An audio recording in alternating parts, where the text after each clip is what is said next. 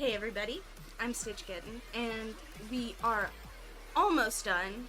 Two more pieces left with this color wheel challenge that we've been working on for a really long time now because this is the seventh piece. Hey!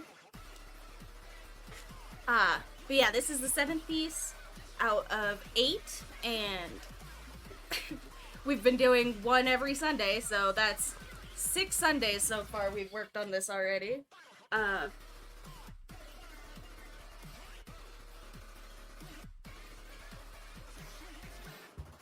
I like how it's coming together.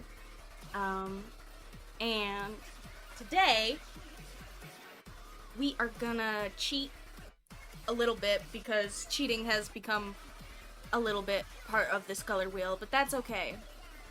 I gave myself a really weird hard prompt, so uh, we are twisting it a little bit again because today we're gonna use comic book lighting to make the color for the character actually work with the purple. You would think because purple is such a classic villain like color, right? Like lots of villains when you think of them come to mind as purple, but it was really hard to find one that had like good positive traits because it's such a classic villain color. Like I could have done Maleficent again, but that seemed kind of like cheating. So that kind of seemed like real cheating, you know, like for the color wheel thing and not for my prompt. So today we're actually gonna do Catwoman because even though in the movies and stuff she is portrayed very very dark black, like pure pitch black almost all of the time, in the comic books a lot of the time there's warm lighting, and so all of the highlights and stuff on the black suits are purple. And she also has like these little red purple goggles, so I think that that's gonna fit into our color anyway, even though technically in the movies and stuff, like the color officially of her suit I'm pretty sure is meant to be fully black. Like it's meant to not have color. But because of the way that lighting and stuff works in the comics, she does have like usually a very purple hue to her suit. So we're gonna draw Catwoman today. And Catwoman is probably one of the more traditional style villains on this chart. And even though like, and even in some of the like movies and stuff, she is portrayed really more as like a super villain, right? Or I guess probably not in the movies, but in some of like the cartoon shows, I think she's like she's one of like the main villains in like one of the Justice League things or something. I don't know. I haven't watched a lot of the cartoons with her in it, so my bad. I don't have all the lore, but in a lot of like, especially the early movies and in some of the comics where she is like the main anti-heroine in as like the main character, she has like a lot of very utilitarian values and very like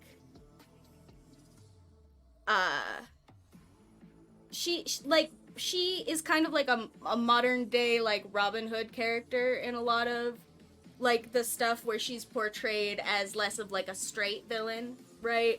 Like she steals from a lot of like very rich museums and like very like wealthy people to care for like herself and a bunch of cats and other people that are around her, right?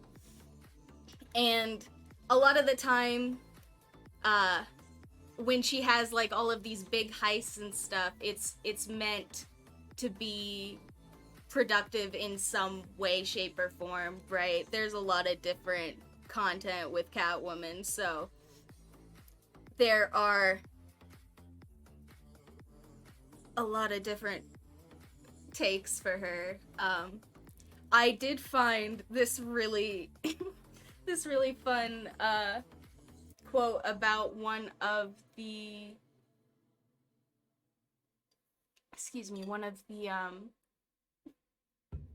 writers. I should have left it up. Hold on. Let me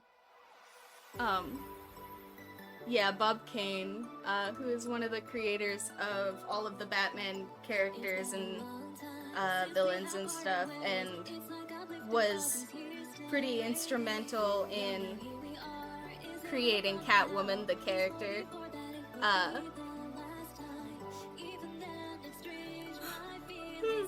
Excuse me.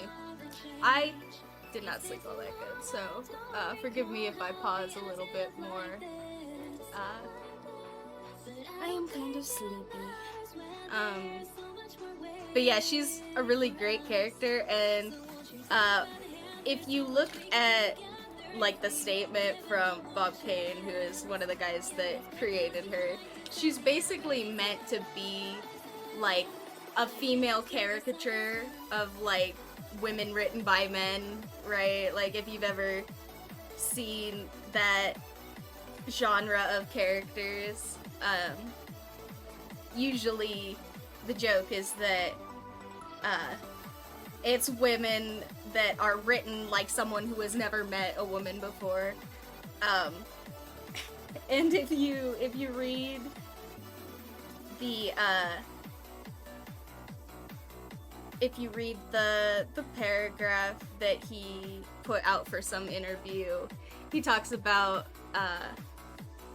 how he just like thinks all of these women are so elusive, just like cats, you know, and men are friendly like dogs, so we should create this elusive woman of the night, basically. And that was the basis for this whole character that ended up being like actually just a really great character, and people really liked her, and she got a whole bunch of shows and spin-offs and comic series that were just for her, you know. It's fun how stuff works that way sometimes. But anyway, for all of those reasons, I think she belongs right here on our villains and name only chart, and I'm gonna try and put her mostly in this piece, and she kind of does do like a lot of like cat crawling around, so I've got her kind of like crawling around in the little puzzle piece here, because I think that way we can put lots of purple in her suit and lots of shiny highlights.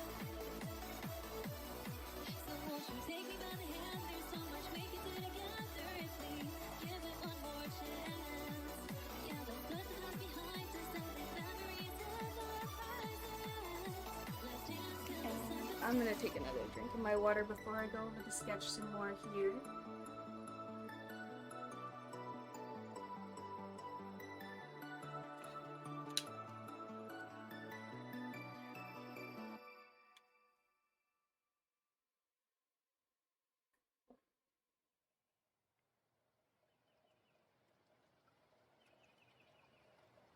Okay, cool. Excuse me.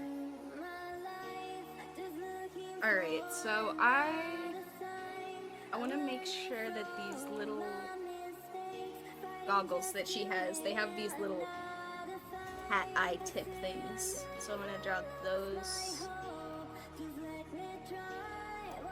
Make sure that those get into the final.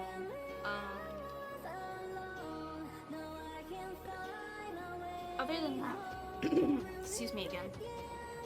Other than that, I lied. I said I was gonna dust and then I didn't dust, so it's still dusty as shit in my room. Excuse me. But other than that, the design elements I kind of want to keep are some big old cat ears, you know, and her suit really is very simple. It is basically just a black cat suit.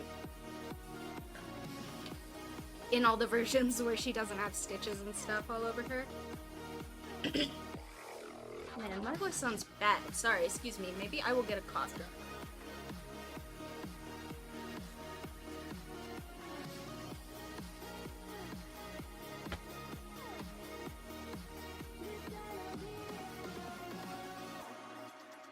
Okay.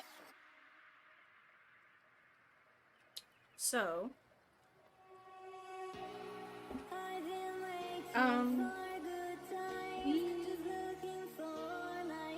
yeah, we really don't have to do much for the cat suit.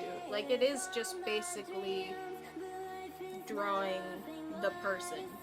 Like, a lot of the time I talk about, like, I want to keep the material up off the skin, but, like, her suit is very tight. It is just a bodysuit, basically, so I don't feel like I need to do anything other than just draw her for that, for the most part, and just paint all of the colors. And then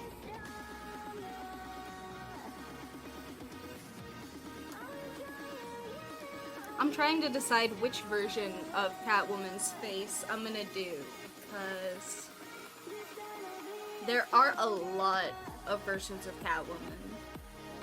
So it's kind of hard to decide, because so many of them are really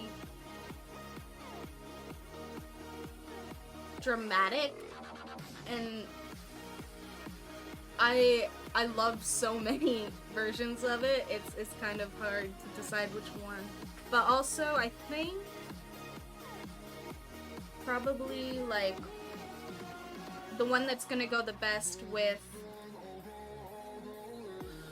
the purple coloring and stuff is gonna be the goggles, and then just like the straight across face mask. I think that's gonna be good for the purple.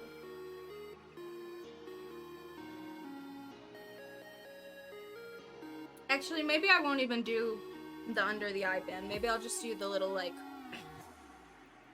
forehead V thing and leave her face mostly open. I guess if her goggles are on her head, are you even really gonna see that though? Well, maybe I'll just start sketching and we'll see where it goes.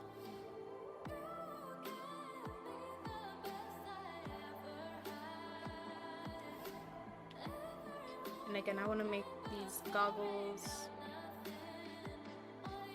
are gonna have some purple lenses in the middle that are gonna be this color, except for probably I'll shift it a little bit red because they are more red.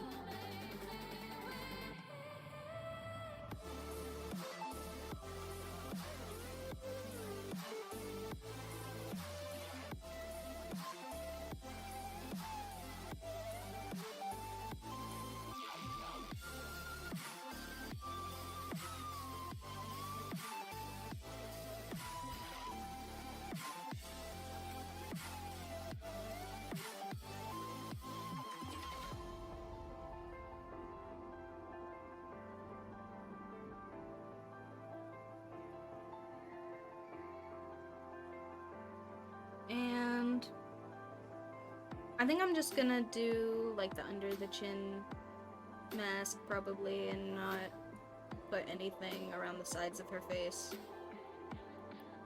And we'll just do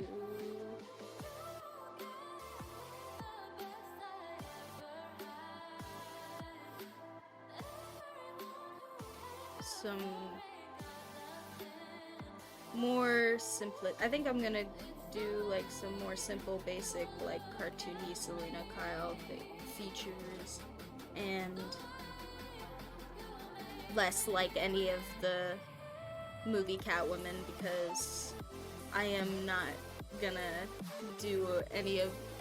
A lot of the actresses that played Catwoman in the Batman movies are like really iconic, gorgeous actresses, and I do not feel like I'm gonna do any of them justice, like at all.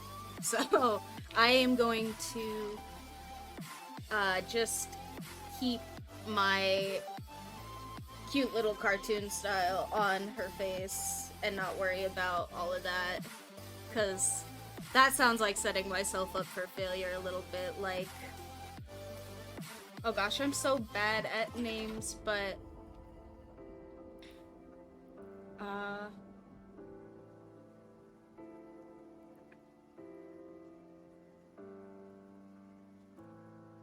yeah, I'm so bad at names. I would have to, like, look up the actresses on it. Here, you know what? I'll look up the actresses. Because they are, like, really great actresses. For the most part.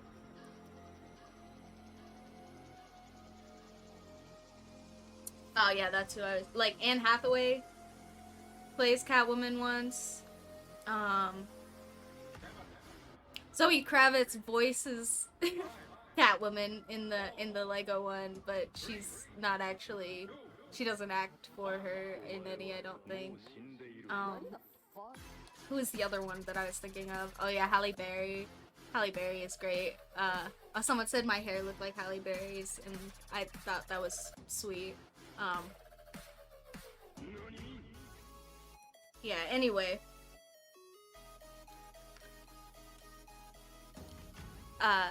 Some really great actresses for Catwoman that I will not do justice in my drawing, so we're gonna keep some cute little simple features here and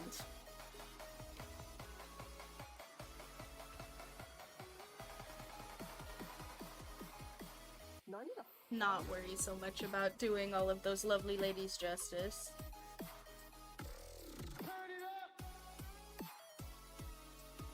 And I think that's looking pretty good for our sketch.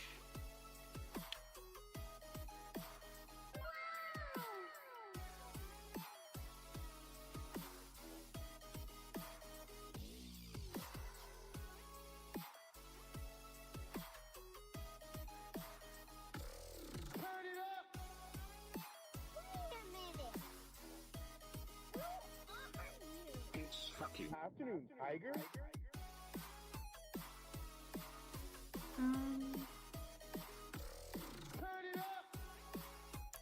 Maybe before I go and do the line work, I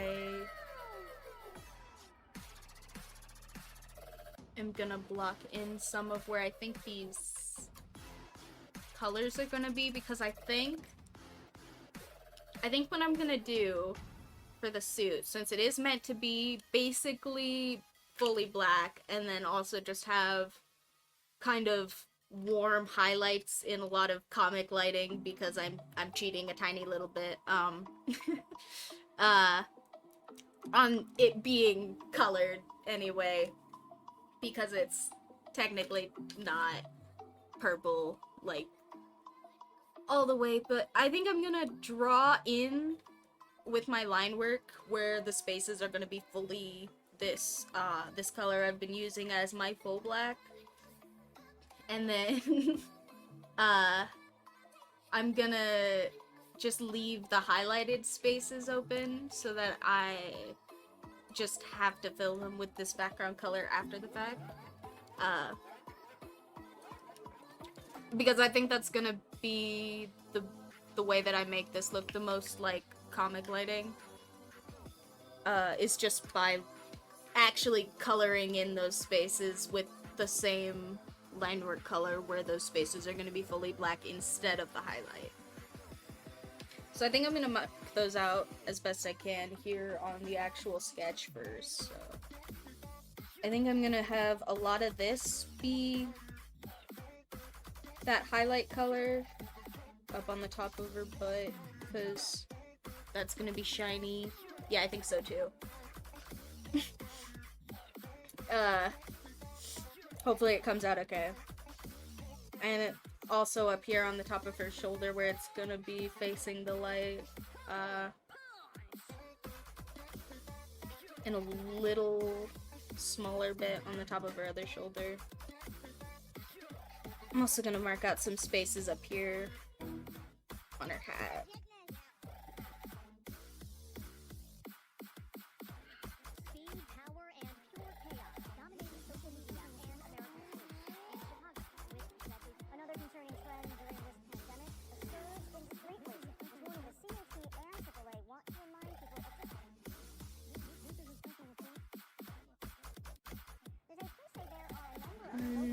probably on the side here of her neck. There'll be a highlight.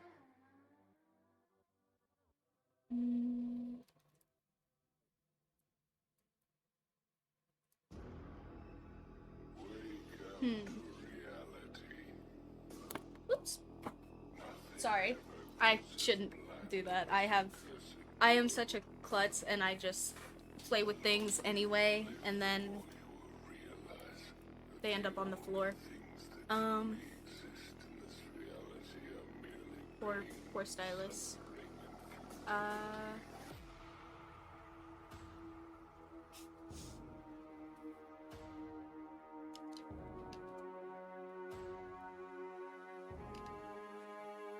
The other thing is that I want to make sure, since I've left her face open, that I give her some cute little cat eye things for her eyes, so I'm gonna block those in too. Because I think I'm gonna do those with the line work color.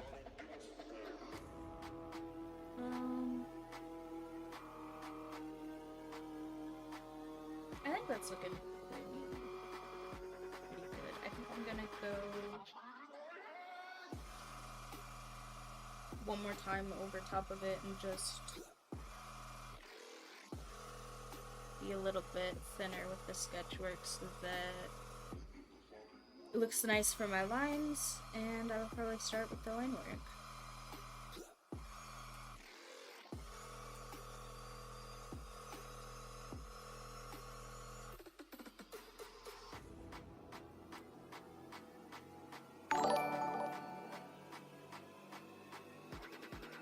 Oh, thank you!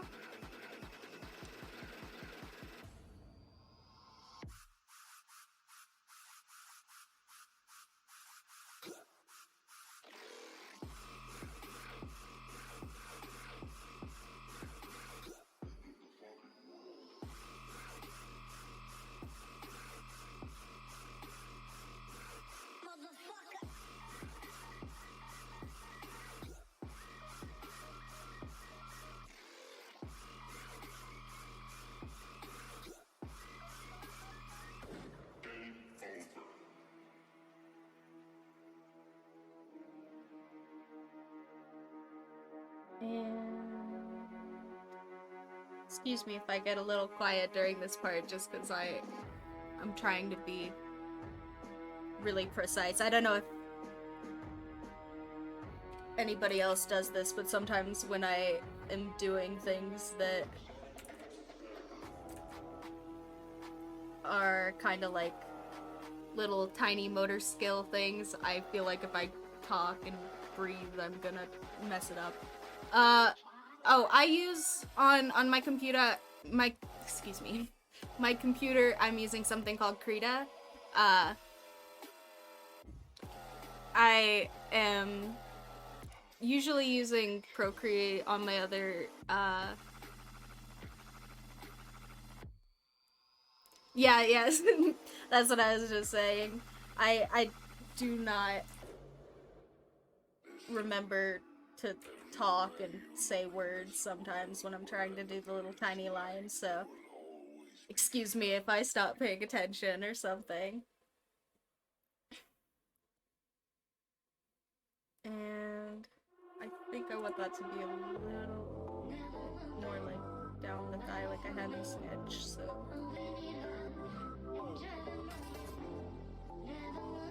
But yeah, I really like Krita on my computer.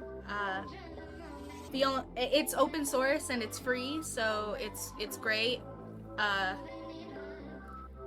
really appreciate not having to pay for it, but the one gripe that I have is that sometimes when you're working with like larger files like I'm doing right now, because I have so many layers. Yeah, the one I just made is layer like 159 or something, so if you have a bunch of layers like this because you're doing some big project, every once in a while it will decide if you try to mess with those layers that it's gonna just stop working because you have too many. It doesn't actually have a limit or anything, it just...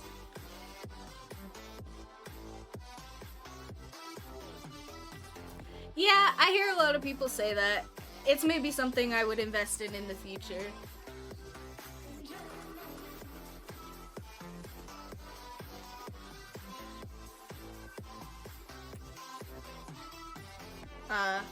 But for now, Krita, I mean, it has a lot of really great tools and features, and I don't use it a whole lot, because I do mostly use Procreate on my iPad, just because I do less drawing sitting here at my computer.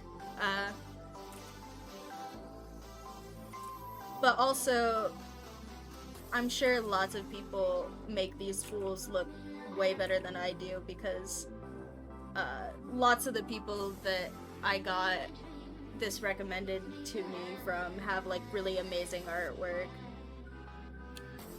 Excuse me.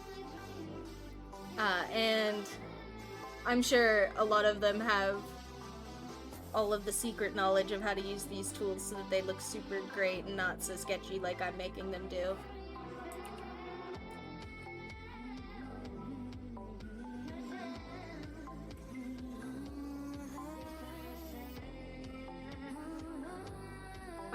But I do usually use Procreate.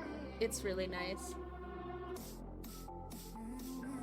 Yeah, I think probably that's most drawing programs on the computer, just because it's not really intuitive to be making art on a machine, especially if you have previously made art like by hand on paper or something. Yeah, I also have spent quite a long time learning how to do just like really stupid basic things on drawing programs. I think it's just a very different way of making artwork. And so if you have done artwork before, it's kind of like if you've done math and you try to learn computer math, right? Like everybody has usually done some sort of basic math before they learn about how to do math on computers, and it's just different, and you just have to learn to do it differently. And I think it's a very similar thing with digital art, right? Like if you have artwork that you want to make digitally, it just is going to work differently than if you're doing it by hand. And I think Procreate is super good at being really intuitive.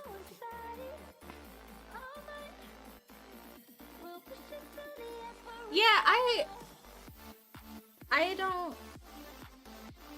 have noticed that I have been less than thrilled with the animation studio in Procreate, or like the animation assist or whatever it's called. This program does actually have like a really good animation program that some people use to make little GIFs and stuff. I don't know if it has some sort of layer restriction or if it just might crash a little bit like it does if I'm working with it with big files anyway. But also,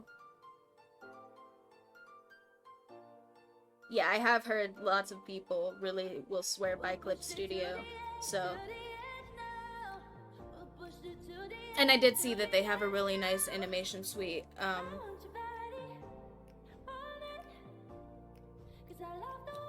don't know that I personally have the patience to do any super big long animations that would require me to have a really nice animation studio, just because I consistently, with like large projects, will pick really large cool projects to do and then just get really overwhelmed with how much actual work there is to do from the start to the finish of the project, and like I'll get really excited about working on it like a couple of times maybe, and then get super burnt out about the idea of doing a couple of times over and over and over again. Like I have many times thought that I could get like really into drawing big, elaborate comic books with cool little characters that I created and stuff, but every time I try to, I get like really into doing a couple of pages and then not so into the idea of doing an entire comic book. Even if I make the characters really simple, even if I make it really easy for myself to continue to do it, like, it just, the idea of like super big projects, yeah, I just get a lot of burnout with like the idea of like huge projects that you have to work on consistently, like animation. And I have so much respect for people that can do that, because that is such a cool thing to be able to do, but I don't know that that's something that I have the ability to do personally.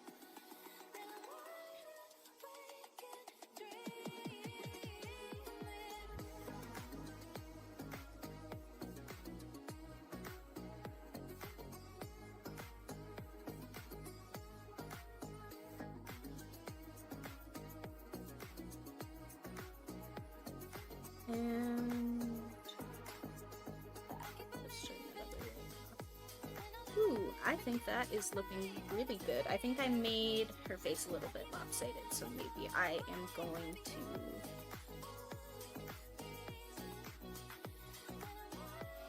digital cheat a little bit and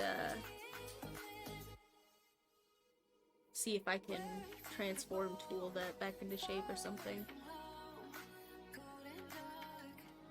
Yeah, I've done some little tiny animations and stuff, like little simple stuff. I say that, but like probably the things that I'm calling little tiny animations are big enough I way shouldn't have done them on Procreate. But also I just didn't have a lot of funds and stuff to invest in coloring and things, so usually I kind of try to just deal with my tools. Yeah. Oh gosh, I love chibi cats so much. I have so many chibi cats on my page. I have like a bunch of chibi cats as like a backlog, and sometimes my editor just puts them up when I don't have other stuff to put up. It's great. The chibi cats are great.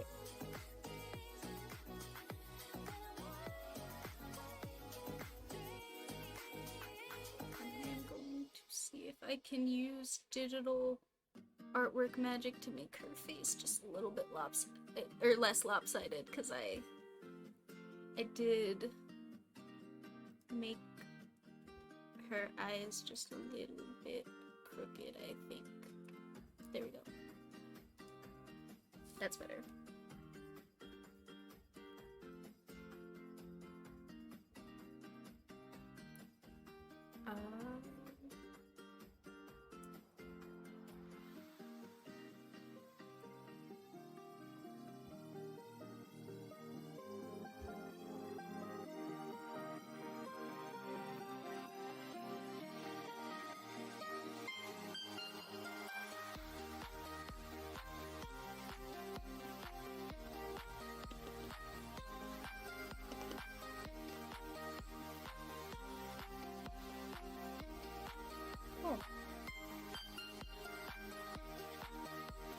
Alright, thank you!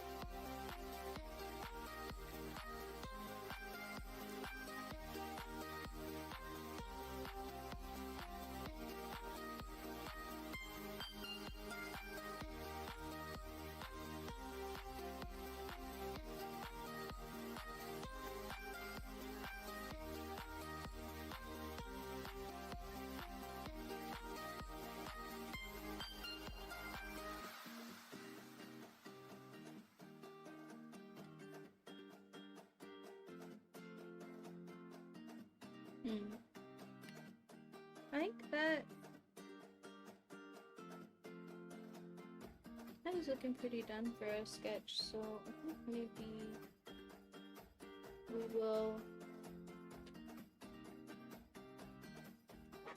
will actually do the line work now. I just want to make sure I don't have any glaring character design things that I'm missing.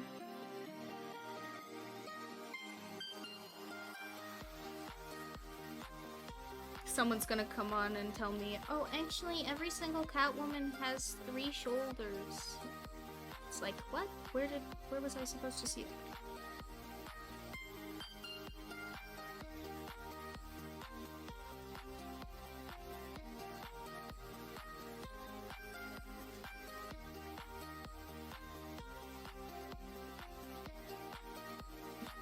I almost spelled Candace's name wrong for the pie chart earlier, so now I have to make sure that I have all the names up when I'm doing this. Luckily, I'm pretty sure I can't misspell Catwoman. Pretty sure I can't.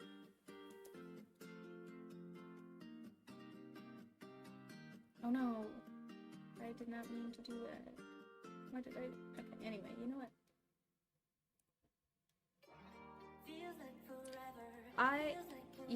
I think that is probably the hardest thing for me to remember to do in digital art is just to use layers correctly.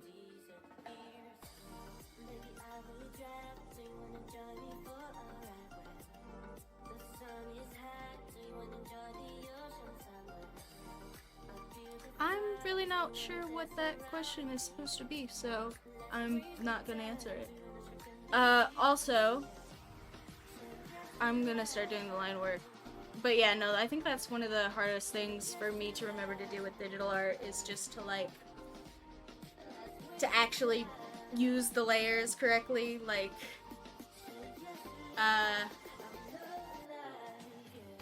I just draw on random layers because I'm working on them, or I just, like, forget to put a layer in when I need a layer for coloring or something, you know?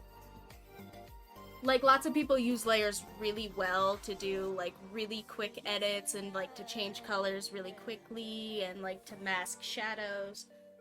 I do not do any of that. I am lucky if I remember to change layers between doing the line work and the sketch, because I just am very used to everything being on paper. All of my drawings until, like, well, most, if not all of my drawing until probably a year, 2 years ago now, maybe 2 years ago now, have been just almost entirely traditional. If not entirely, so remembering to use layers is, like, super weird for me. And again, I'm gonna use this color that we have in our wheel here for all of my line work, because I think that that is gonna keep everything looking really consistent. And hey.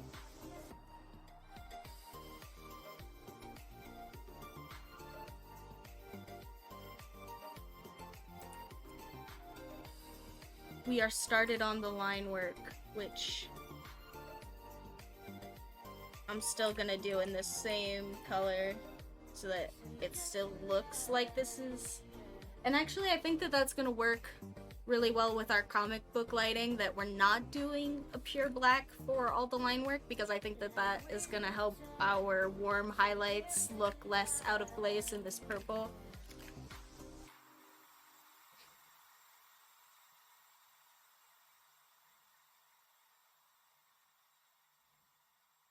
And I am gonna again color in all of these spaces that I'm not doing in the highlight.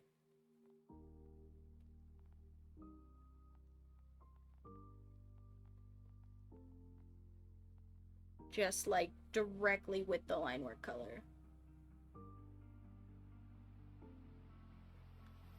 And I'm gonna leave some big areas to do some shading and painting and stuff where the light is going to be hitting, but also I do want to color in any of the shadows now, just to make this suit really look pretty obviously like it's supposed to be black and like I'm cheating with the... I want it to be obvious that I'm cheating at least, you know, with the lighting.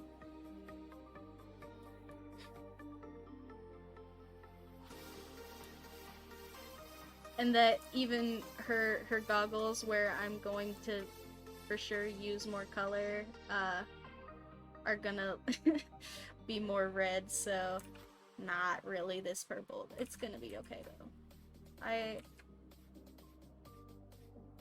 It's as good as I could find since last week, when I didn't have a character for this still, so you know, good enough.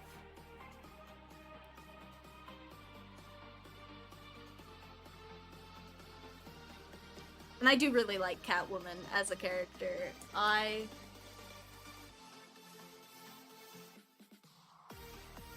really like all of the old Batman movies. I used to have... Oh gosh, I'm gonna sound old, but I used to have VHS tapes of those. I'm sure some people don't even know what that is now. Oh. Single tear. But I used to have VHS tapes of all of the Batman movies that I bought secondhand, and I thought they were so cool. I thought those were so much fun. Yeah, I'm a little bit old. Getting there. Oh, I'm glad. I'm glad they aren't lost technology yet. I'm not that old yet. I'm sure they will be soon. I think probably I do know younger people that have never heard of them. Probably my nephew wouldn't know what one was if I asked him.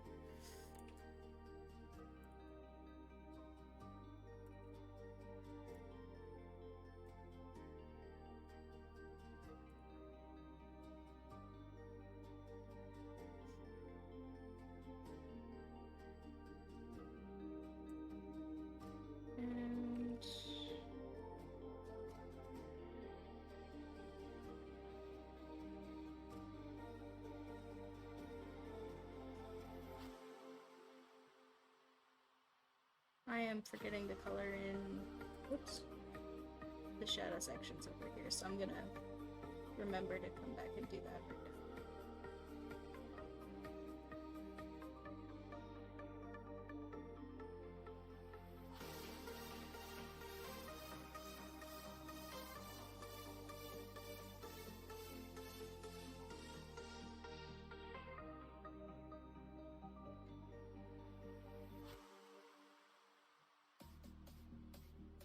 The other thing I think that is really cool that specifically these really dark black catsuits do, is and I think it probably goes back to that kind of caricature of an elusive woman thing that we were talking about earlier, but it does end up actually being kind of a cool character design feature, is that these really dark black suits really do kind of make the character look like elusive and ambiguous unless you put really harsh lighting on them.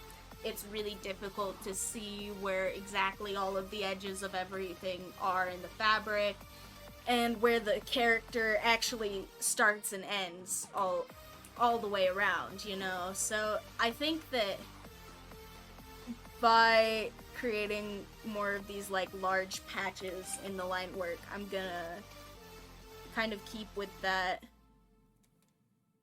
more ambiguous style dress, you know, where it kind of hides the figure even though it's supposed to be like a really tight revealing outfit.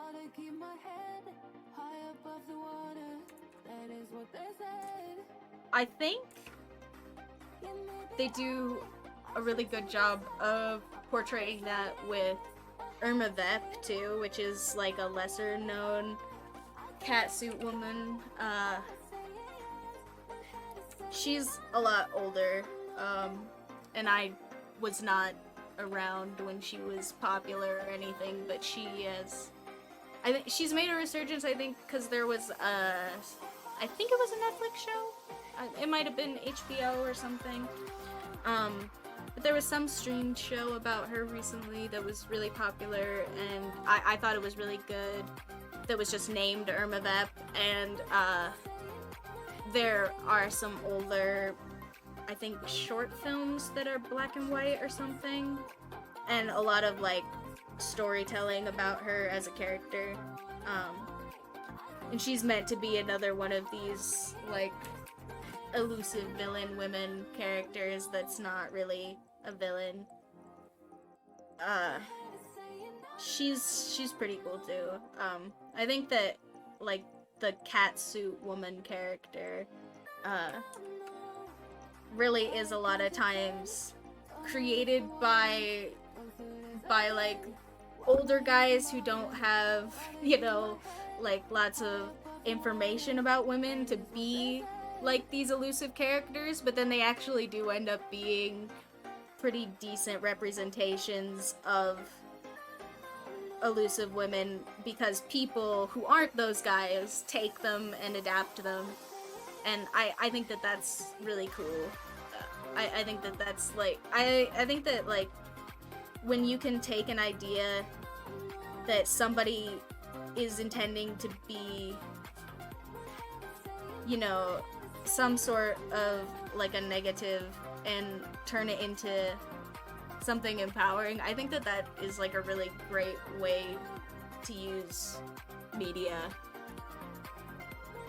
I think that people have done it with a lot of different types of like television shows and a lot of different characters in movies and a lot of different, even just like like people on the internet have like whole like series about characters that they've created that aren't even like published series, but lots of people will know the characters because there's lots of like information about them being these really well created, well rounded characters. And some of them are even based on like, you know, other characters that wouldn't be because of like how messed up copyright is right now, or like because, you know, it just is someone else's character. Like it wouldn't be something that they could publish and make money off of, but it's still something that they could like produce and that people enjoy. I think that that is a really cool part of sharing media today. It does make it a lot harder for people that do want to make money, unfortunately, but it also makes it a lot easier to share like information and characters, and I think all of that is really cool.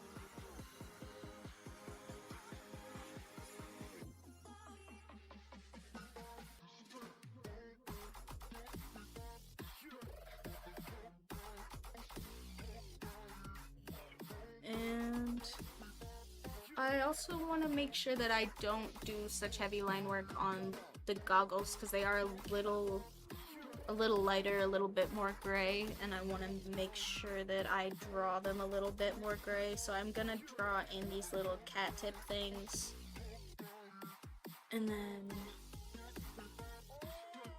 just line them really lightly. And I'll come in and color them in later.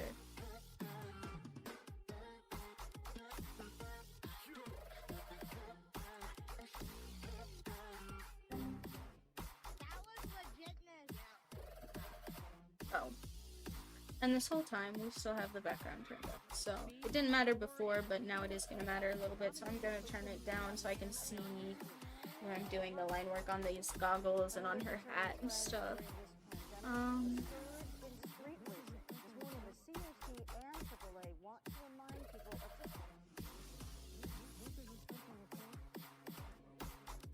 Cool. And now everybody has to look at cursed skin color Edna. My bad. It'll go back to normal eventually, I promise. Maybe for the very last one, I'll finally remember to put the colored background behind her so it doesn't look so odd. Or maybe she'll just be skin colored for all of the turn downs, and that'll have to be okay, because there's one left. I can't believe there's only one left. It's been so long that we've been working on this, actually. Like, since July? We've been working on this, I think? Right? It's like halfway through August? That's crazy. This is probably... I was saying that thing about big projects. This is probably one of my longest running projects, actually. I say that, now next week I'm gonna get on here and not want to do the last piece. No, it's fine. I set myself up for success with the last piece because I am cheating a little bit again in that it is not a lady, it is a femme presenting character, but, you know, we are gonna do Nimona next week. I've spoiled that many times because I really like that character, and I'm very excited to do that last piece to finally finish off all of this lovely little pie chart.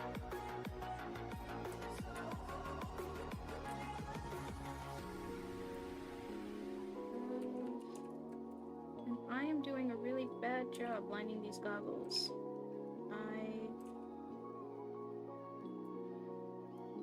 Again, I'm sure there are lots of lovely people that have used Krita forever and know how to make all of these tools look really lovely, and I am not one of those people, so all of my lines are gonna look a little bit crap, and I'm really sorry about that. I swear it's not Krita's fault. Their tools are really great, and actually they're like customization things are simple enough that I'm already using like a little bit of a customized pen.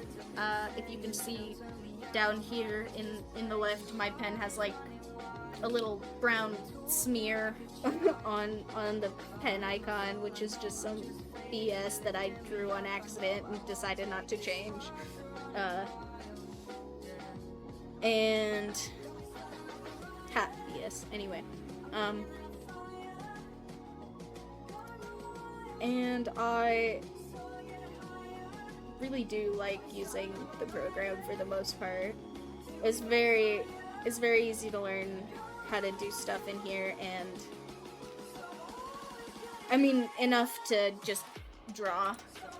I am not proficient in Krita in any way. I wouldn't call myself like a Krita user. Like I'm not good at it, but it is just nice to use. Like, the drawing tools and stuff feel very, very intuitive and fluid for computer tools.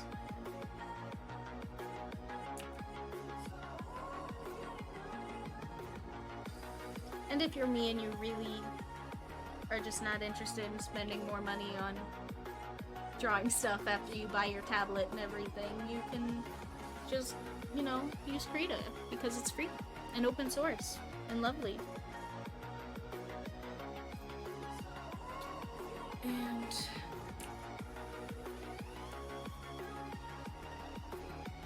I really appreciate that it works as well as it does, even though it does crash a little bit when I'm working on these bigger files. It hasn't crashed today. I think it only crashed on one stream so far, which is actually kind of impressive, with this being, again, one of my probably longer running projects. And it being open source means they're working on it all the time, and lots of people are working on it. Because, you know, anybody who wants to can make little patches and stuff, or fix things, and then the big devs in the sky get to pick whether or not those are like cool patches. Like, that's if people didn't know how lots of open source stuff works.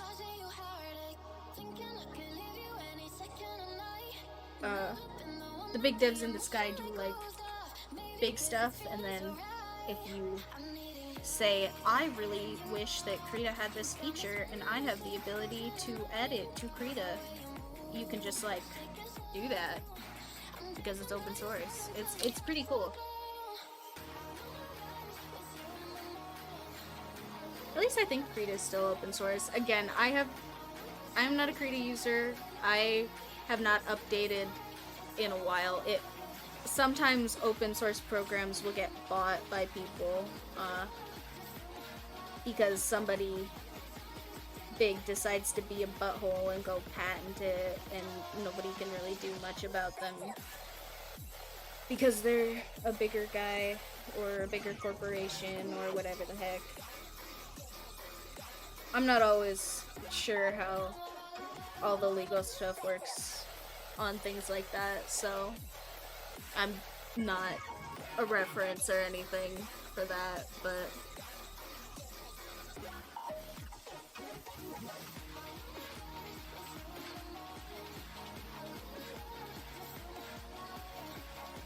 I'm gonna do the thing where I don't talk to you to do this cute little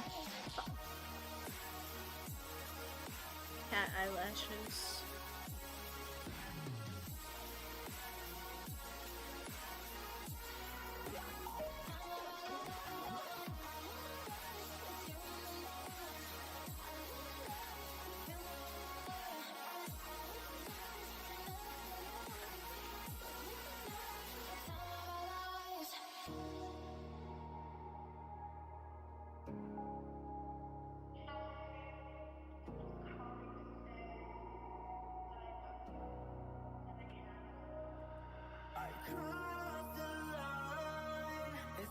There, those actually don't look that bad. Trick to drawing curves, don't breathe.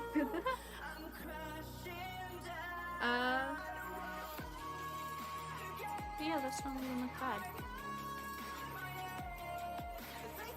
I am always so impressed by this face angle that I've got is so good, you guys don't even know. Like, if I reach my hand right here out of frame, you could probably hear it even. That's where my microphone is. Like, it's so good. It's framed so well. I did the... Anyway, sorry. Every once in a while I impress myself. Not very often, but you know, every once in a while, like, it just works out. It's...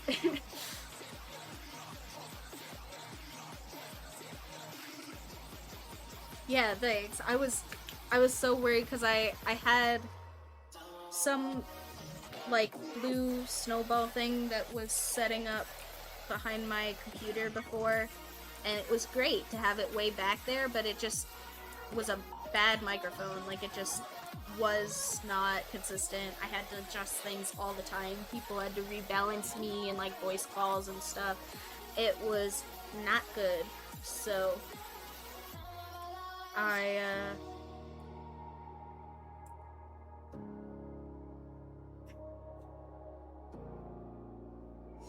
yeah, I just had like a really, I don't know if I had a really bad microphone or like I just bought it. I swear I bought it from a Best Buy, I think. So I don't know why it would have been like, it was like a retail store. I don't know why it would have been like a weird version of a Snowball or something, but it was just not that good. Sorry, Snowball. I'm never gonna get a sponsor from Blue Yeti or anything because I really did not like their microphone. It did not work well for me. And yeah, I really tried. I had lots of people tell me it was really great, and it wasn't even that much money as an initial investment as far as microphones go, so I was like, you know what, I'll just do it. I'll just buy it. It's fine. And it just never worked that well. I tried really hard to get it to sound nice, and it just didn't ever sound as nice as this one I have now does, but also this one I have now was way more money than this stupid little Snowball thing. The one I have now is some piece of equipment I actually bought for an audio class in college university, and it ended up just sitting in a box for forever because I mean, it's like a really nice piece of equipment. Like, it has a lot of dials and buttons that you have to learn how to use. But I did learn how to use them for the class, so I already knew how to use it. It just was that I didn't want to. So it sat in the box for forever in my closet, and then the snowball finally one day decided to just, like, really not work. Like, I think it rebalanced itself completely or something, and just, like, all of my audio was really scratchy and not clear, and I have a lot of background noise in my room because it's hot, there's dust, there's fans and an air purifier. So I just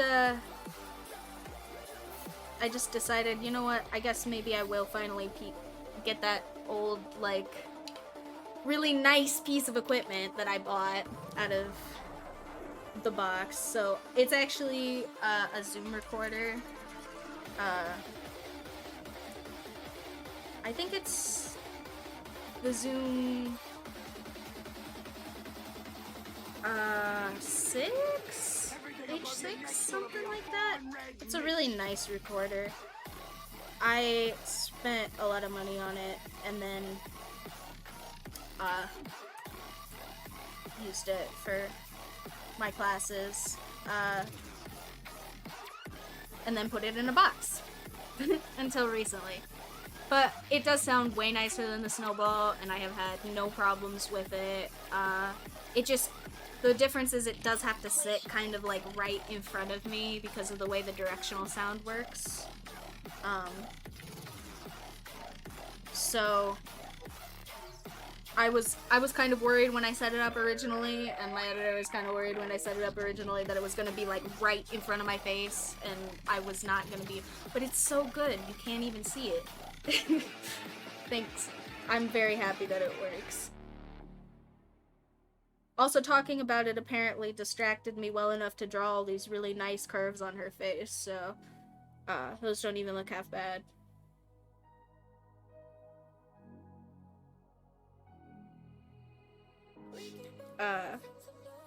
So I'm glad it's serving multiple purposes. It is right in front of my face, so if I if I did like smack it or reach my hand out too far or something, it would probably be annoying. But I think I'm doing a pretty good job of not hitting it with things, hopefully.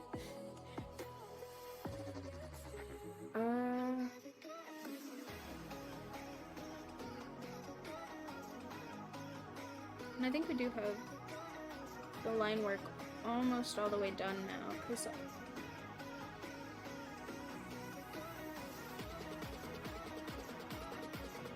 Yeah, no, it's actually like I can put this pen like on my nose and it's probably like an inch from the end of the pen. Like it's not it's like barely out of frame. Like I could probably, I'm not going to because it takes a while to get the frame to look so nice, but also I could probably like bump my webcam just a tiny little bit and you'd be able to see the whole microphone. It's actually like 1 foot from my face.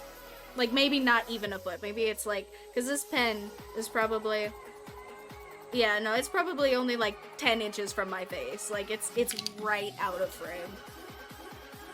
I'm very impressed with this framing that I've done. It's very good.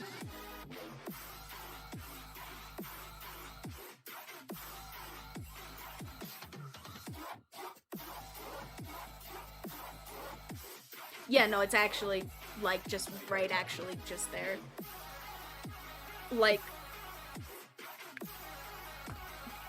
if I, like, shake my water bottle,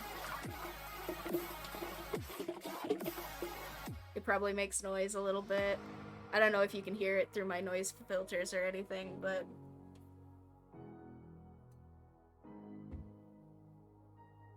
It's just right there. Like, I could. Yeah, it's.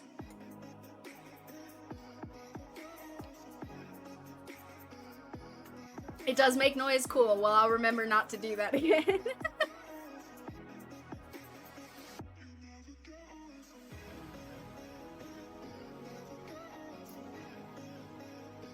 But no, it is just right in front of my face. Oh gosh, I'm such a spaz. I set my pen down and now I don't know what oh, not it. Okay. Oh, yeah, okay, well. The point is that it makes a small enough noise that I can't hear it with my headset on my head, so, like, it is right in front of my face.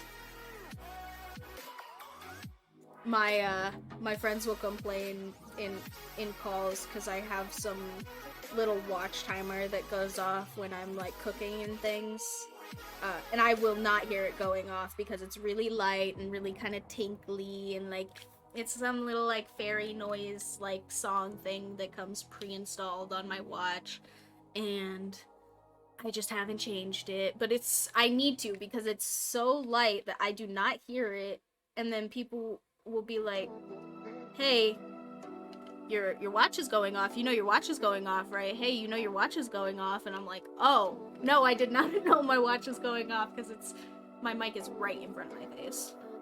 It's basically like having a headset mic except for not attached to my headset.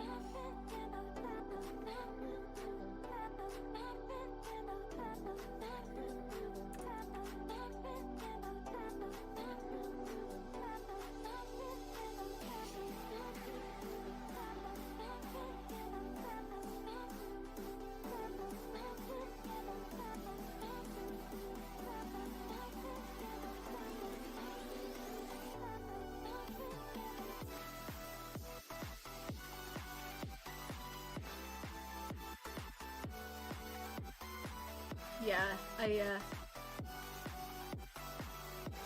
it is, you know, the double-edged sword of the really nice microphone. Like, it's great. It's so good for picking up exactly the sound that I want, except that it will pick up exactly all of the sound. So, like, sometimes it does that better than I do with my headset on, and that means that people get annoyed with little sounds that I can't hear. So if something's going off in my room or my fan gets too loud or something, let me know, because I will not know if that's happening, probably, unless I see it on my little audio balancer thing.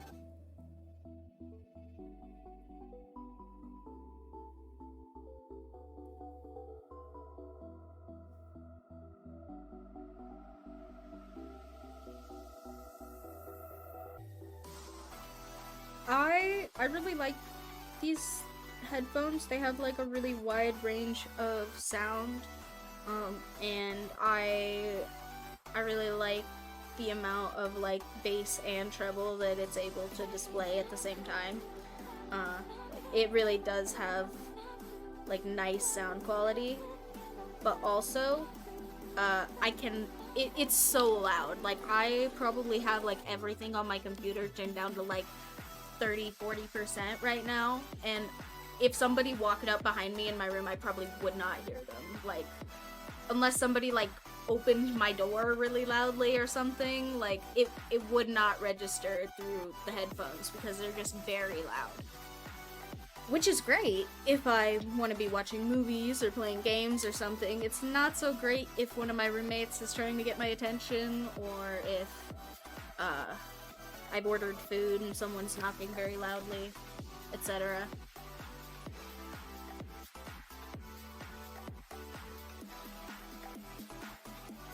And I think this line work is looking pretty done.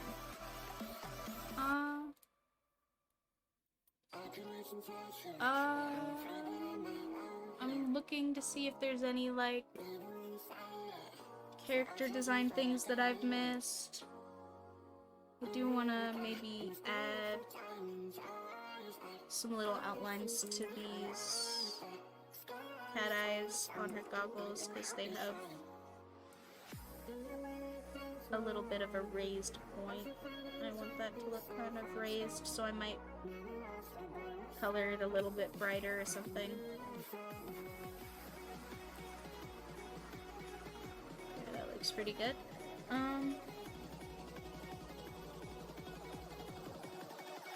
And I think I did still make this one a little bit shallow, so I think I'm gonna erase this and try and get that a little bit closer to the edge of her goggles.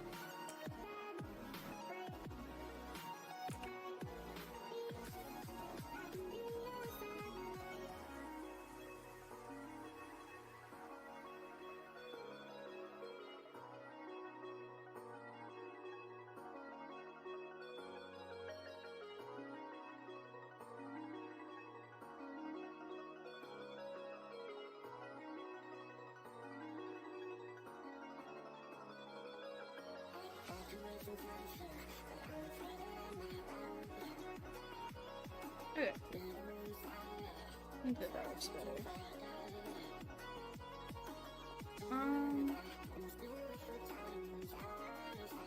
Oh! Can't forget. What would Catwoman be without cleavage? All the Catwomen have cleavage. It's an important part of the catsuit, I think. Would have been lost to the sketch if I hadn't remembered just a second. I think that is looking pretty good though. And I think all of the highlighted bits are where I want them. And yeah, I think that is looking good. I think that we are gonna take a little sketch break before, or stream break before I come back and do all of the coloring. Let me stare at it just a second. Make sure that I haven't missed any glaring obvious things. If I have, go ahead and yell them at me loudly in the chat. I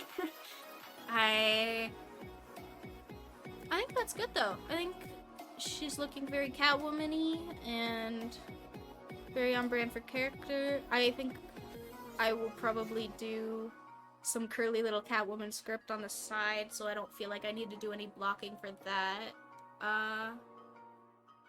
Yeah. I think that it is about time for us to get started on this coloring.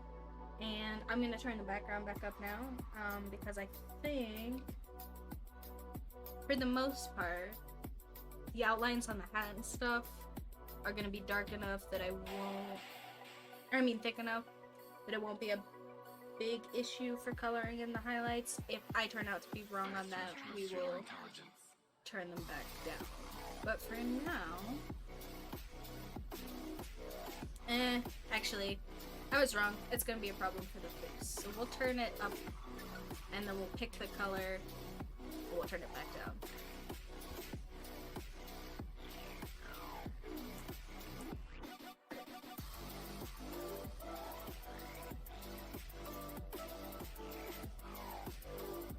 Cool, so now I'm gonna just make a little splotch of this color over here just for the highlights, because for this one I am gonna paint the background color in just because I want it to kind of fade into where I've got this little, where I've got all these little highlight bits. I want it to kind of fade into the line work that I've set up as these big blocks of shadow. So I'm gonna do cell shading still probably, but like with some more layers probably. And I'm gonna come turn the background back down so I can see what I am doing.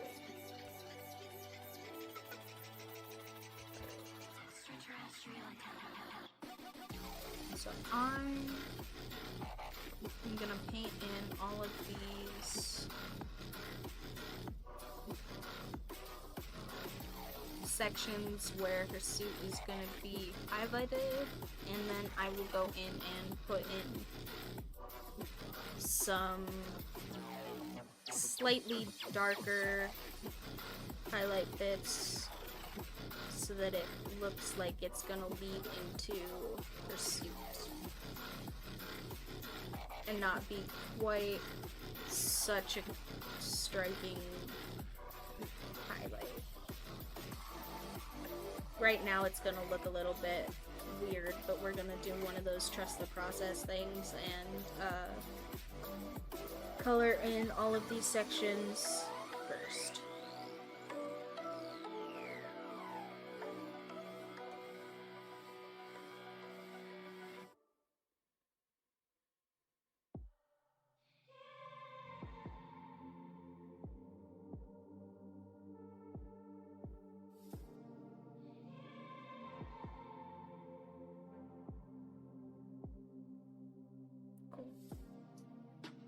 And now I'm gonna take this same color and just turn it down more towards the line art. I'm not actually gonna make it less saturated just because I already have a black that isn't black, right? My black is pretty red shifted. So I am going to... Oh shoot! I forgot to color in one of her boob shoulder things. I'm gonna put this color down and see if it looks dark next to that one anyway. And that looks good. And now I'm gonna pick this color I had already and fix this side I didn't color.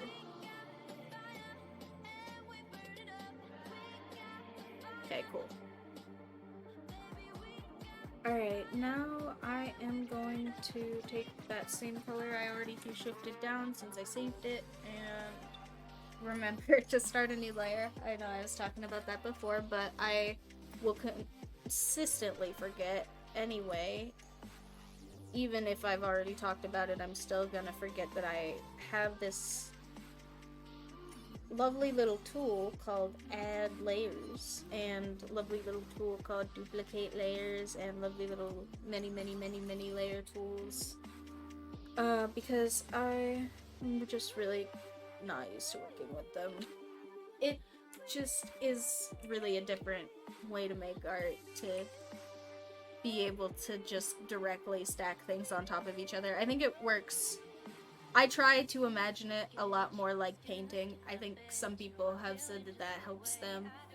And I think it has helped me a little bit just because with painting you really can put more like layers of paint on top of each other as opposed to like my favorite thing to work with usually on traditional mediums is like markers, which are really not layerable materials. They're kind of like, you can blend them, right? You can change them a little bit and affect them, but you can't really like put them directly on top of each other like you can with a layer. It's not really the same.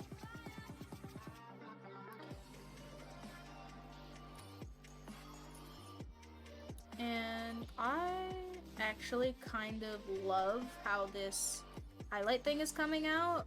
I don't know about you guys, but I think that that looks really cool, actually. I think I'm gonna do just one more shift down for the highlights. But I do really like the comic book lighting thing that I picked there. That looks really nice.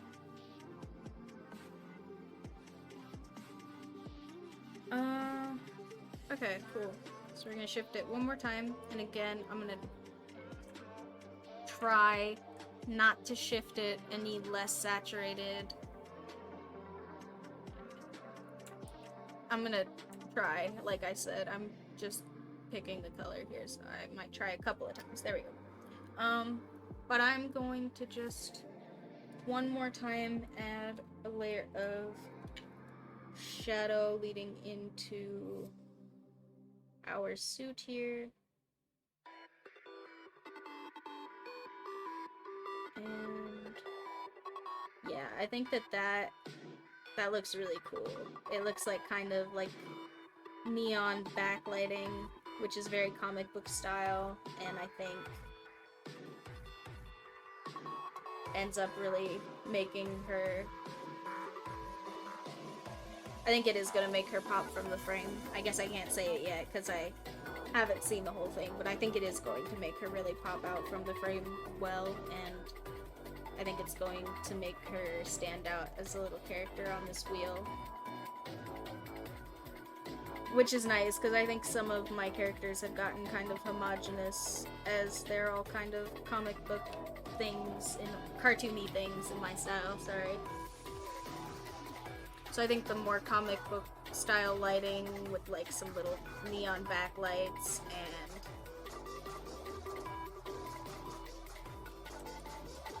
less direct shading is gonna look really cute and interesting amongst all of these other characters that I've got here.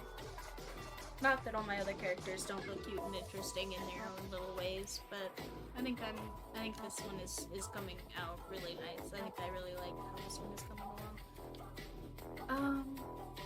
Okay, so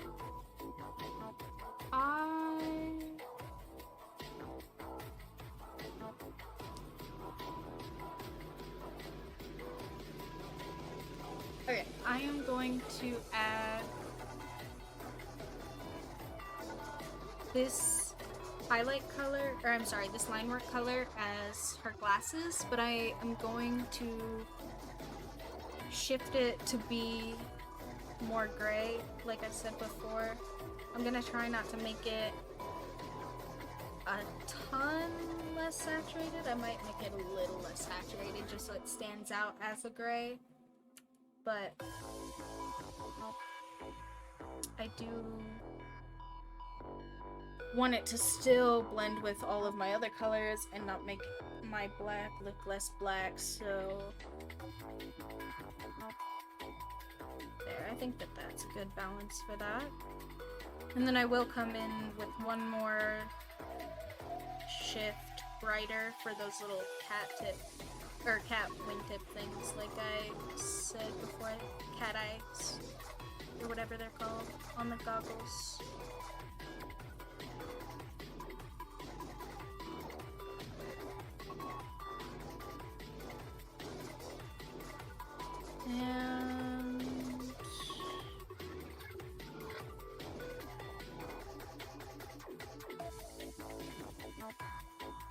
And again, I am trying to avoid the goggle lenses because I am going to shift them a little bit, whoops, a little bit more red so that they do kind of pop from her face and from the rest of her colors because they are a little bit more red on her character design.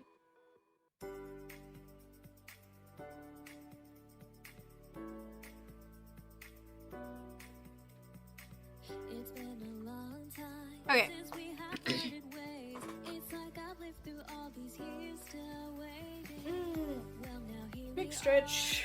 Okay, we swore before that it would be the last I am time. going to Even then, it's strange, my feelings see if I can make these goggles look a little cleaner on the edges, just because I did really fine line work, so I want to make sure that the coloring really fills in those edges so it doesn't look spotty or anything. I think that that is something that I have definitely done before, that I think lots of people don't realize that they're doing with their coloring that makes stuff look kind of grimy, is if you do... Like, some people don't connect their line work on purpose, right? So that it looks more natural, so that their edges don't look so much like edges, you know, their corners don't look like corners, it looks natural. But the problem with doing that is if you do that and then you also don't get right up to where that corner is supposed to be with your coloring, it looks like there's a space in your drawing, right? So with these goggles, I did leave a lot of little tiny gaps and stuff in the line work because I had such thick edges for the catsuit and for the rest of the character. So I am trying to be really careful about getting right up against those tiny little lines. Whoops. Because if I leave some little spaces, it's gonna look gross. And I want to make sure that it does not. And I think also on the top here, actually, this is a space from me not having the catsuit colored in all the way, so I'm gonna fix that. There. And also here on top of the goggles. Great. I think that is moving along really well. And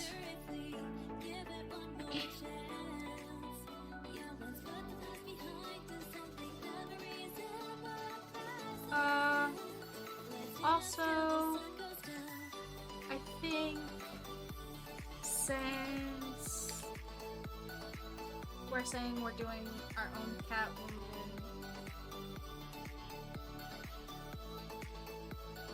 I am gonna do...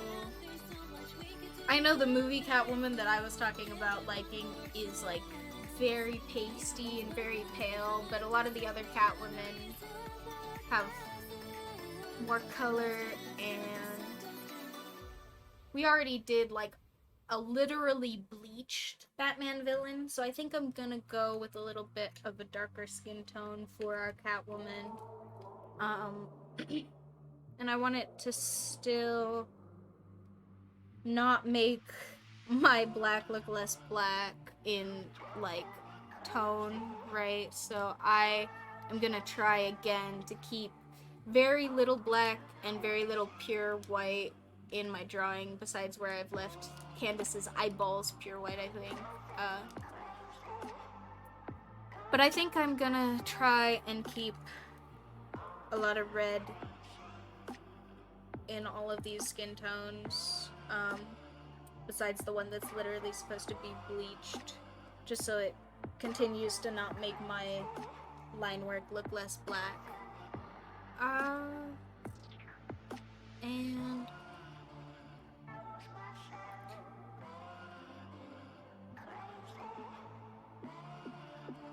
I'm maybe right about here is gonna look nice with all of her line work and stuff, so let's test that, and if that looks nice with our little Catwoman character.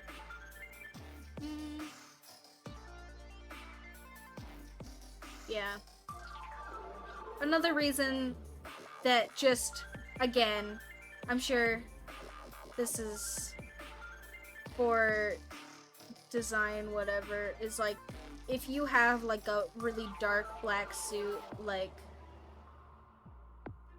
the contrast on like darker skinned characters doesn't always look great.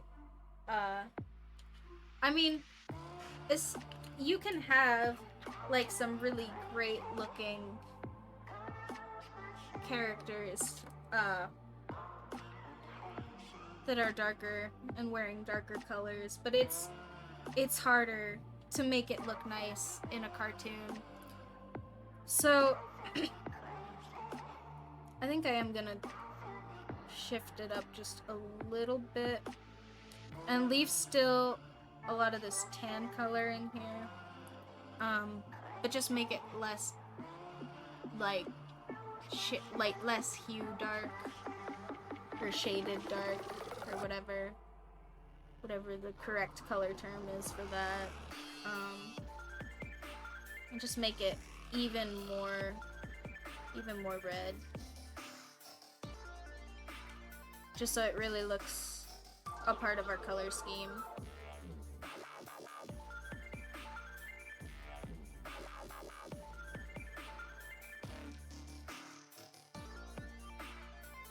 And there. I think now that it is more hue shifted towards these colors that we already have, it does look nicer.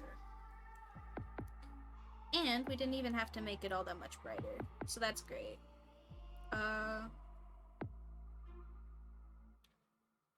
Because again, like, we literally already have a bleached Batman villain, so I want this one to be kind of complementary to that one. Like Harley Quinn has very bright colors and she's very contrasting, so I think it's cool to have the colors be a little less contrasting, but still, like, again, I did want the comic book lighting to pop. Maybe I'll do some really big, bright, shiny highlights on her skin just to make it stand out more.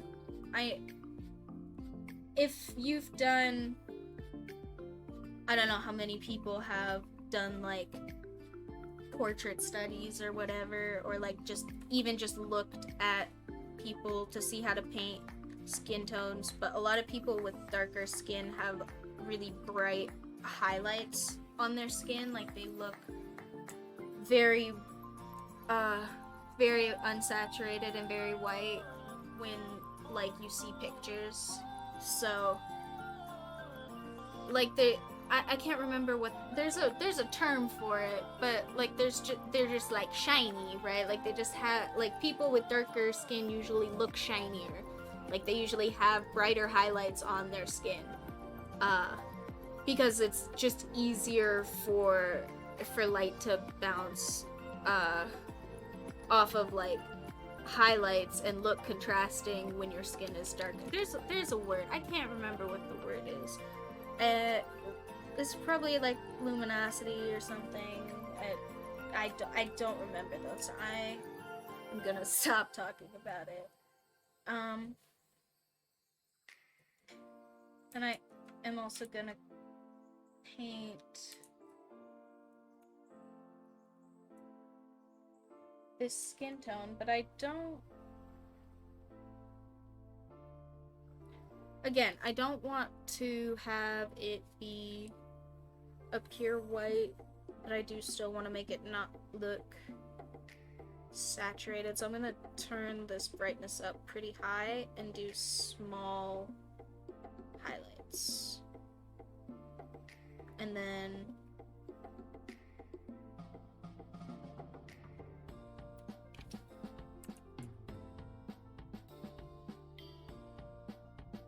kind of blend out from there, maybe. Like here on the top. Like, I kind of want to do, like, a replica of what I did for all of this comic book lighting, but just, like, for her skin, because her skin is gonna be lit in the same way anyway.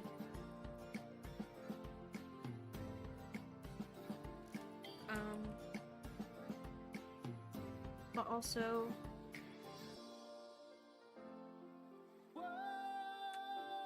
again, people, I'm sure, make these lovely little tools look way nicer than me, so I am gonna try to make these highlights look really nice, but if it doesn't turn out, I might just decide that I hate them and erase everything. We'll see. That looks okay, actually. I don't mind that. Let's add some little highlights to her face.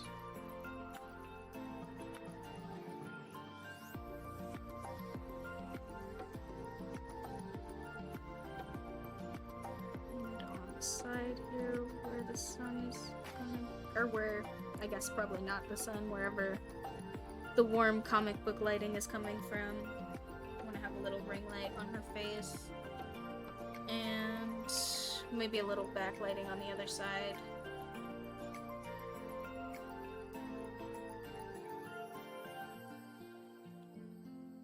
Okay, I actually don't hate that. And maybe we'll even do one more very, very bright highlight just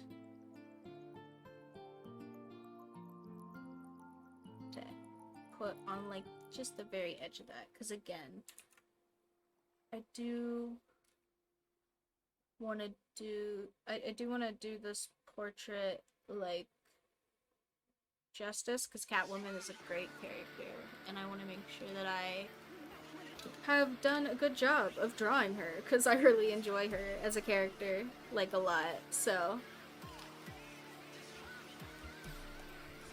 Uh...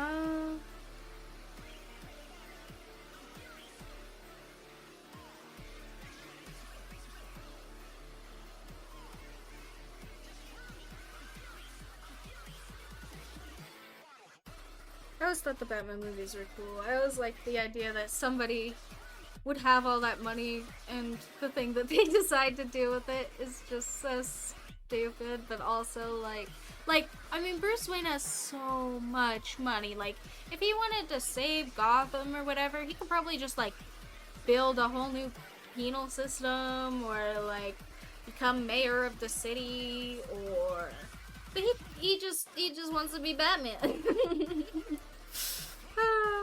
I think that's kind of hilarious. And of course, this is in a world where superheroes and stuff are like normalized, and there's all sorts of other stuff. But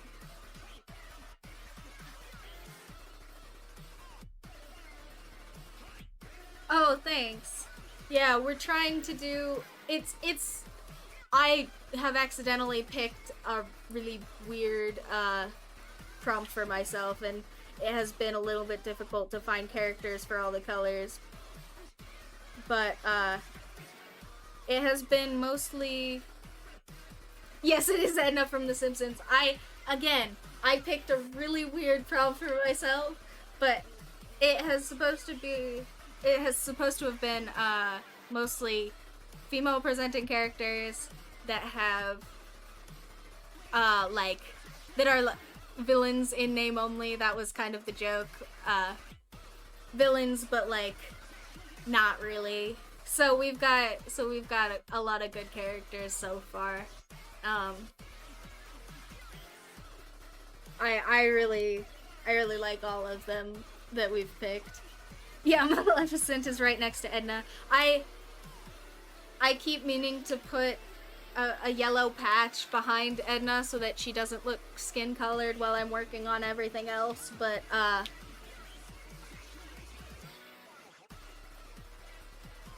oh, it's Catwoman from like all of the comics and movies and everything.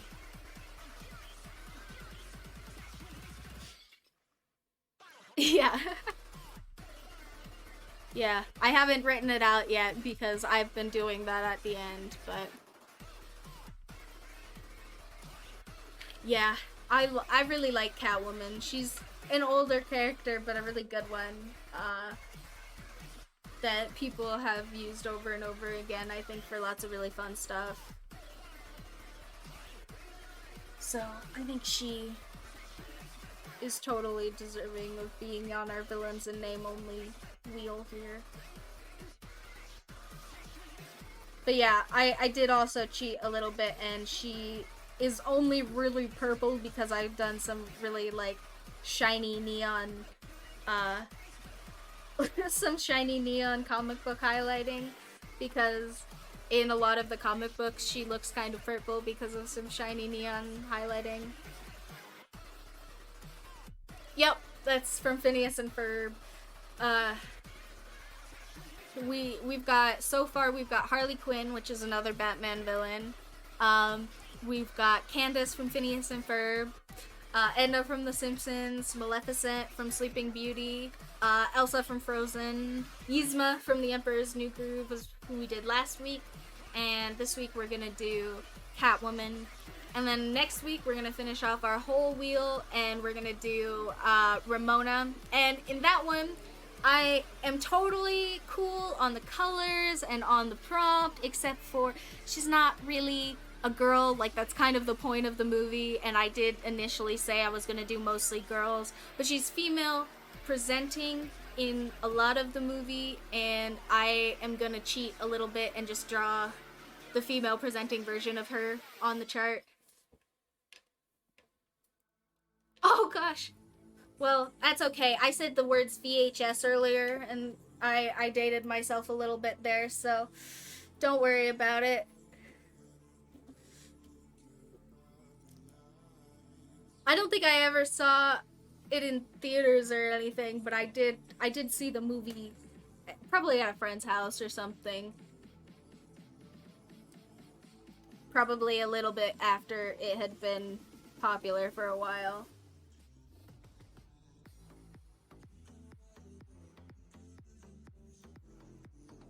Um,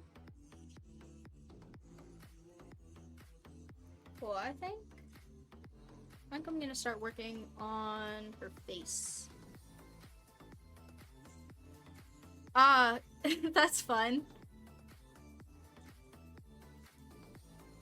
I think the one time I went, uh, no. I think the one time I ever went with like any sort of school function or anything to movies was like just one time I went and saw The Life of Pi when it came out, but also like it was you had to like buy the book and read it by yourself and then like pass some test to go. Like it was like if you really want to see the movie, you can do all of these things. It was kind of dumb, but I did do those things because I wanted to go see the movie. But but that's cool that you guys did that and went and saw that in the cinema. Yeah, yeah. There's a little Indian guy on a raft, and then there's like a tiger. It's been a really long time, but it's mostly about like, you know, how like you can try really hard and do lots of stuff, but like life is just this big old thing that happens to everybody, right? And uh, we're all just trying and doing our best in our circumstances, and there's a long book that goes along with it. Um, and the book, admittedly, was a little bit hard to read because the intro of the book is like, yeah, something like that, except for with a tiger. Um, but yeah, it's a good movie. I did like that one. Uh, and the book was good too, but it was a little bit hard to read because like I think the first third of the book or something is just like him talking about like his village and being in school, and that's fun, that's great, like it's good information, and I get that it's like somebody's book, so they wanted to put all of that information in there. It's just less interesting for me, a person with not a great attention span, to read. Like I know lots of people are really interested in like little details about like people's lives and stuff, and like feel like they really need to be invested in like specifics of character and things, but like I I kind of feel like that's great. That's great information to have if you want it, but like to make the whole first third of your book like just an introduction to yourself, like it was a little bit hard to read. Uh and I'm sure there were people who like books a lot more than me that don't feel that way, but yeah, people just like different stuff, I think. And for me, the book was a little bit hard to read, was all. Little bit long and a little bit tedious in the beginning. I don't think I have seen either of those, so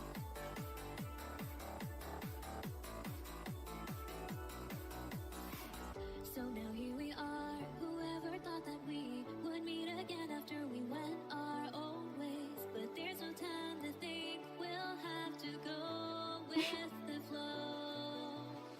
It's been a long time. That makes it perfect. 'Cause we won't be dwelling on the things that went wrong. People oh, without you change. right. And if we're meant to be, then won't you tell me to stay? It's been so long, I don't No, that's fine.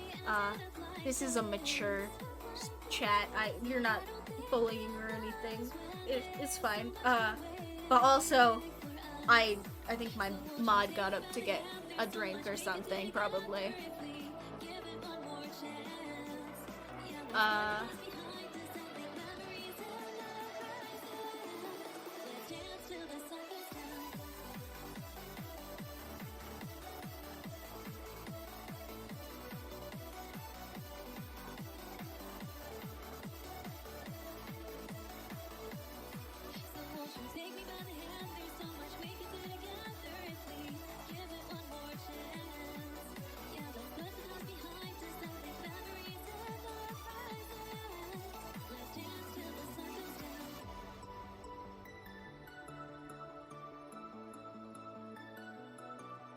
Gotcha. I'm not always all that up on movies. Again, my attention span is not great. So sitting through long movies is something I usually have to be prepared for.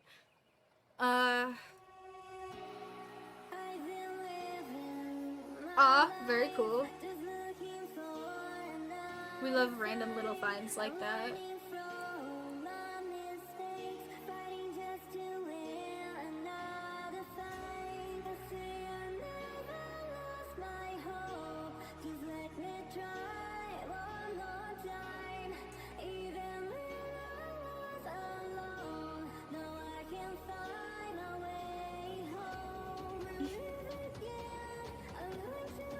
Well, that's cool. Oh, I have no idea. I probably... I lived in a very small rural area when I was small, so, like, I probably was not exposed to GameStop until it was GameStop. Even if it probably was GameStop at some point. While I was alive. Or before, it probably wasn't GameStop at some point while I was alive, is what I mean. But also, I did live in just a very small area, so it was probably not there at all, even when it was GameStop. But I just moved. Oh, I just have no idea. I only ever knew it as GameStop, but also I didn't know it until probably a lot later.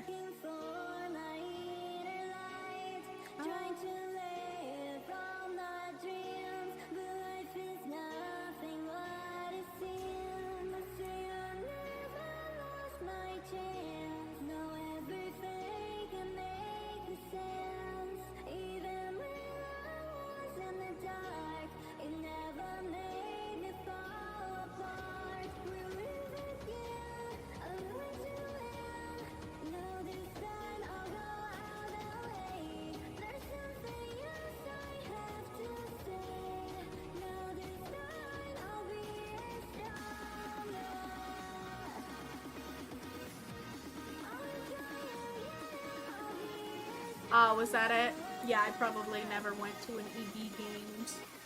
I think I did maybe see, like, way after the fact, like an old commercial for an EB Games that somebody showed me as a joke. But I don't think I probably ever had heard of it or went there when that was a thing.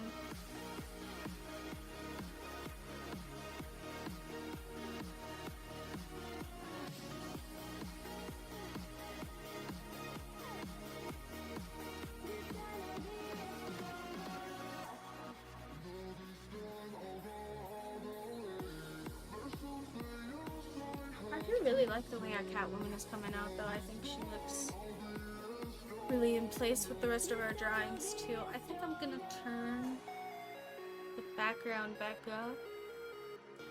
And it does look nice. I am gonna fix up some of these little edges where her thigh isn't quite against the wheel. But that means I have to find where those layers are, so give me just a moment.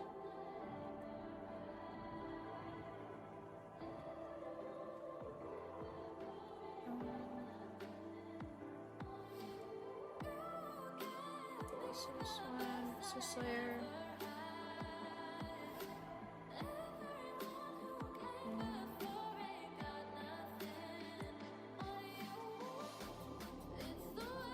And again, I don't care about these being exact. I just want them to look aesthetically nice. Like, I'm just gonna kind of trim them up a little bit.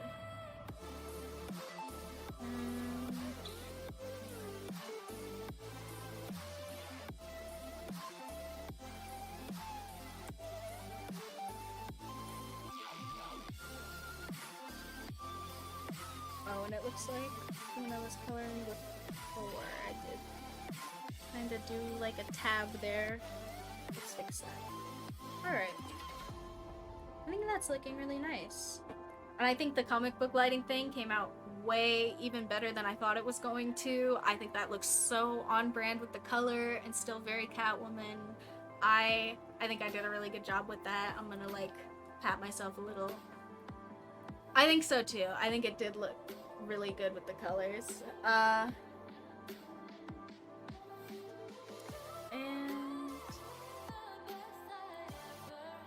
I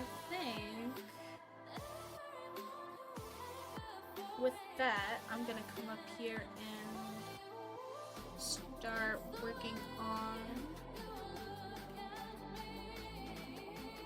Yeah, I'm gonna do...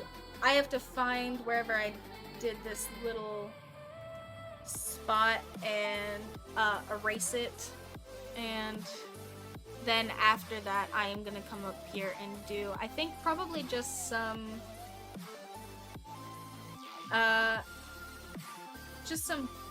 black kind of like curly script. Maybe I'll do like a little cattail or something on the end of it, just because she does have like a more elusive, simple character design, and I don't want the text to like look like a bright neon sign on the other side of the lighting or anything. So I'm gonna just... I think that is both of the dots. I don't have other dots somewhere that I forgot about, do I? I don't think so. Okay. So I think now... Yeah. I just want it to not be that distract, because I really like the way that this comic book lighting came out, and I want that to be the focus of this character too. So I'm going to just do some simpler black script like I have for Candace, but just probably outside of the border.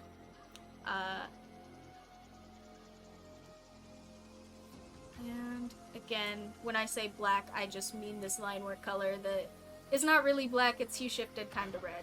So it's what we're using for black in this though, so.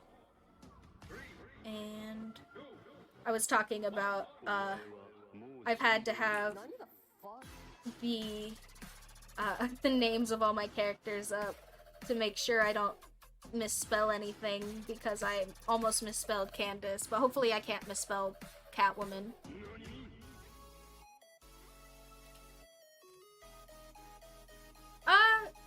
Yeah, it wasn't totally on purpose. It was just that I thought some of them looked nicer in the frame than others.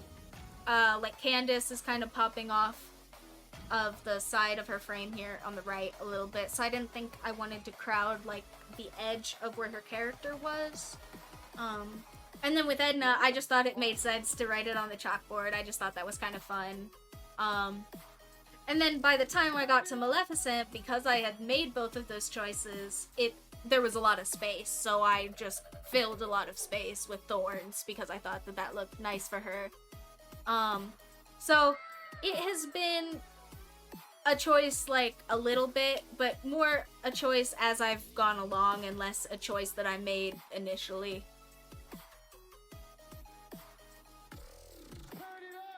And I think I am gonna add some little cat ears and whiskers on the end here. And little cattail coming off of my C. But I want it to look... Maybe I'll just make the C kind of curl in. But then it's gonna look like a G. I'll curl it in on the top.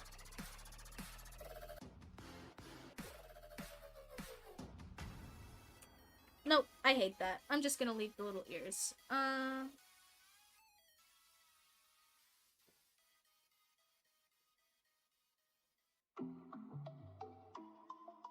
It's looking really nice though.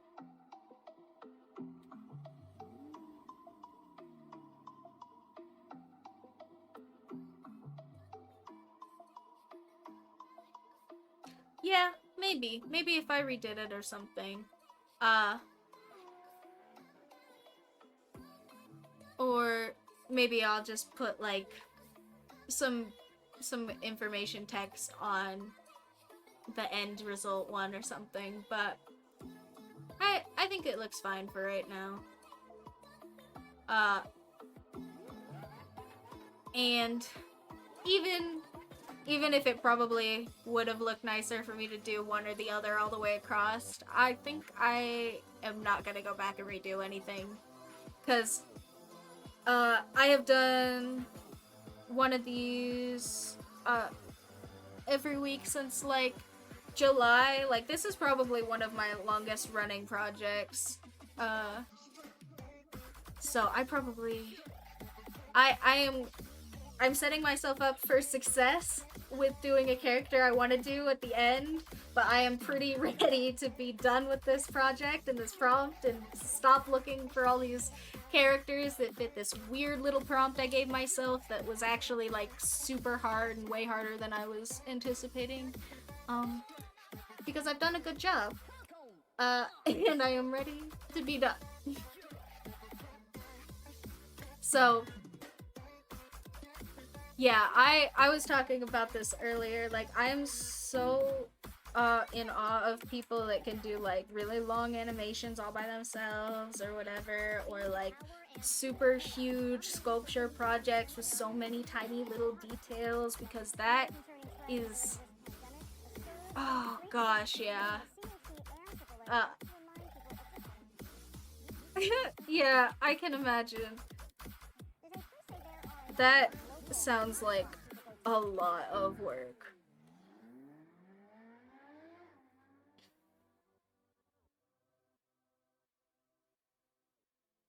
Yeah, I know about myself that I am a lot better at sprint style projects where I can sit by myself, get all the work done all at once, and then be done. Like, I am really not good at sitting and working on the same animation or the same drawing over and over and over again. I think I've been able to do this one because I get to change characters every time. But it has been like a lot of effort to come back to the same idea over and over again. And I will be very glad to go back to drawing whatever little funny pictures, or picking some prompt that doesn't require me to work on the same page over and over again, at least.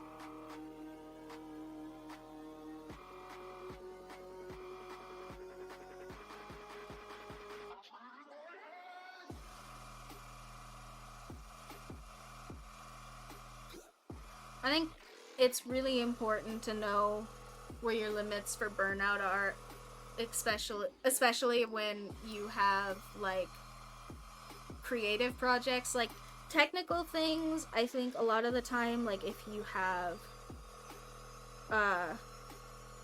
have to do like repetitive tasks, right? A lot of the time people will talk about that it's easier for them to get into like flow state with the work, right?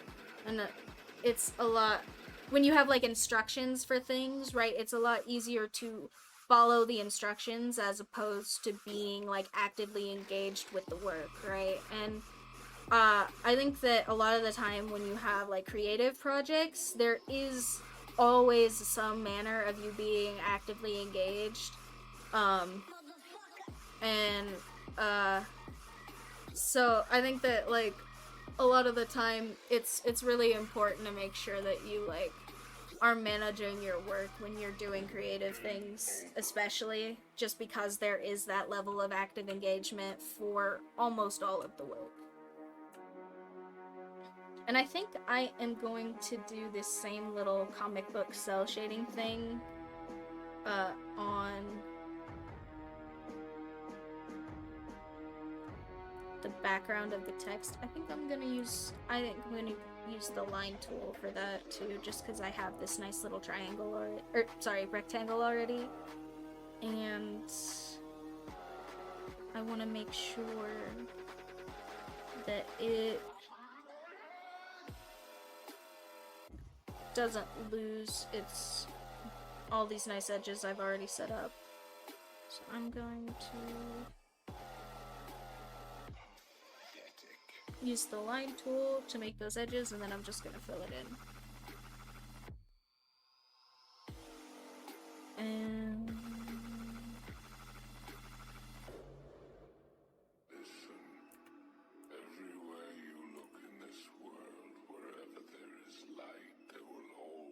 I want to try and again be careful of those nice little edges I just set up for myself. And we'll do this one more time with the last color, and then we might be done.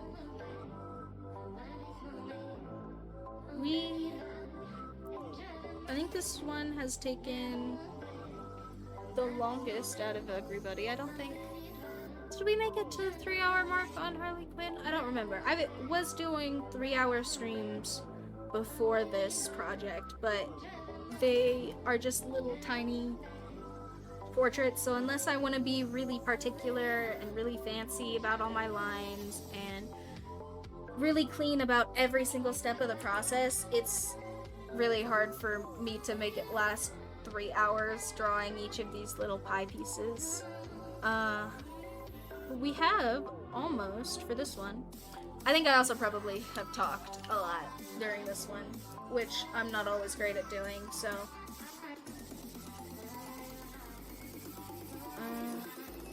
and I think for this one, I'm just going to add some kind of comic style, like lined hatching shading on the side here instead of actually filling in a space, just because I think that's gonna look nicer than having a whole other block of shading. And then I'm gonna just erase this side here and this side here. There. I do really like that. I think that came out really nice. I think it is getting pretty done, if not is done though, and I am going to... Where is my pen stand? I keep losing things on my desk. I don't know how I manage that. Whatever. It can stay here for now. And I'm gonna stare at this for a second. And make sure I didn't forget anything glaring, but I think this came out pretty good. We have one more left, and after that, we can finally be done with this project. Oh gosh, I have spent so long on this at this point. It's kind of been hitting me how long I've spent on this. After talking about how longer projects are really not usually my thing. But I have spent a really long time on this one.